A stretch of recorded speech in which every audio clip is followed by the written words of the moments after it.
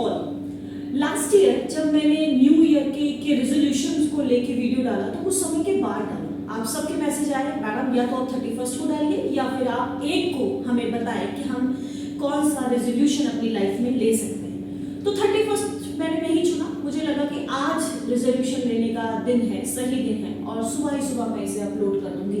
तो सबसे पहली बात जो मुझे लगता है मैं वही बताती हूँ, आप उसको प्रायोरिटी दीजिए जो आपको सही लगता है। मैं लिस्ट ऑफ दी रेजोल्यूशन आपको बता दूंगी जो कि 2026 के लिए बहुत इंपॉर्टेंट है और उस बेसिस पे बताऊंगी जो मेरे पास मैक्सिमम क्वेश्चंस आते हैं उस बेसिस पे मैं आपको बता दूंगी। सबसे पहली बात जो मुझे क्वेश्चन मिला वो मिला मेंटल स्ट्रेस को लेकर।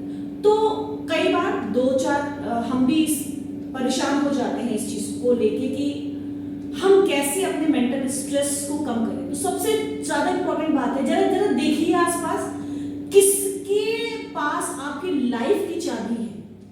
आपने अपनी जिंदगी की कीज किसको दे के रखी हुई है। भाई वो जब चाहता है आपकी खुशी का ताला खोल देता है और जब चाहता है वो बंद कर देता है क्या ऐसा कोई बंदा? ध्यान से समझिए, जरा उससे कीज वापस ले लीजिए, अपनी जिंदगी की अपनी लाइफ की कीज को उससे वापस ले लीजिए। अगर वो नहीं दे रहा कैसे लेंगे इसका रेजोल्यूशन बनाइए। Don't ever give the keys of your life to anyone, पहला रेजोल्यूशन। दूसरा resolution, social media is every time I'm telling this is the social media is the छलावा। अपने लव वंस को जो आपके बहुत प्यारे हैं, जो आपके बहुत नियर डियर हैं, उनके पिक्स को, उनकी वीडियोस को, उनके लव को जरा शोबाजी करना बंद कर दीजिए। आप जैसे हैं वैसे जीना शुरू कर दीजिए। आपके पास एक बहुत लविंग हस्बैंड है, भैया आपको ब्लेसिंग है, you are blessed one.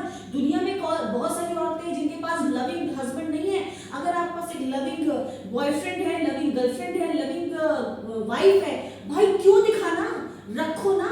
Kohinoor अगर आपके पास है तो दुनिया को दिखाओगे तो कोहिनूर चोरी हो जाएगा, आपको नहीं पता किसकी नजर आपको लग जाएगी।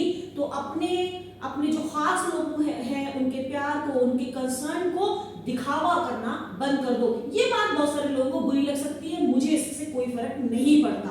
मैं जो फील करती हूँ, जो मुझे लगता है, जो सच है वो मैं सच बोलती हूँ। सच एक्सेप्ट करने की ताकत नहीं हूँ तो वीडियो मत देखो। तीसरा बहुत इंपॉर्टेंट जो हम फेस करते जिंदगी में, हम अपने माँ बाप को सबसे कम प्रायोरिटी दे रहे हैं आज की डेट में। हम अपने माँ बाप के साथ दूर हैं, कोई कहीं काम कर रहा है, कोई किसी जगह है। क्या आपका फर्ज नहीं है कि दिन में एक बार अपने माँ बाप को फोन करके बात कर सकें?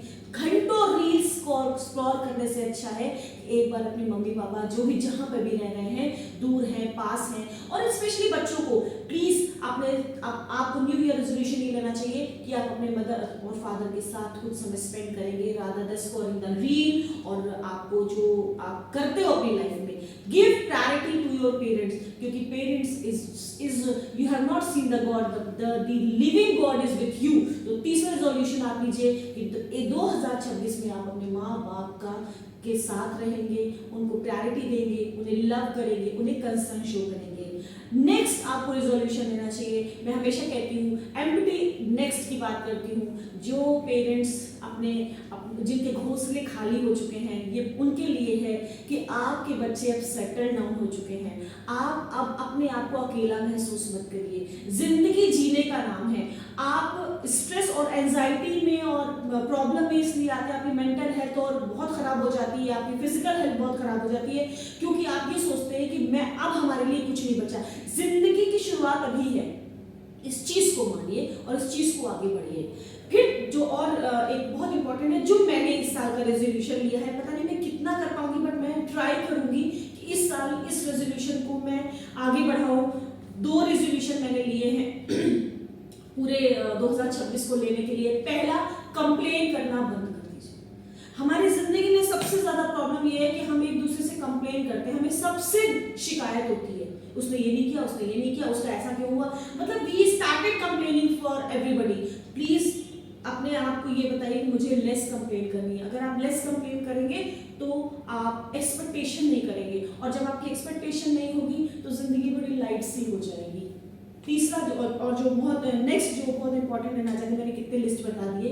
नेक्स्ट मैंने बोला डिटैच होना बहुत जरूरी है। हम बहुत ज्यादा अटैच हो सकते हैं। ये chair I love my chair, I love my चश्मा, I love this, I love that. भैया नथिंग इज परमानेंट, सब चला जाएगा। डिटैच होना सीखिए। डिटैच आपको ऊपर लेके जाएगा और अटैचमेंट आपको नीचे कर देगा।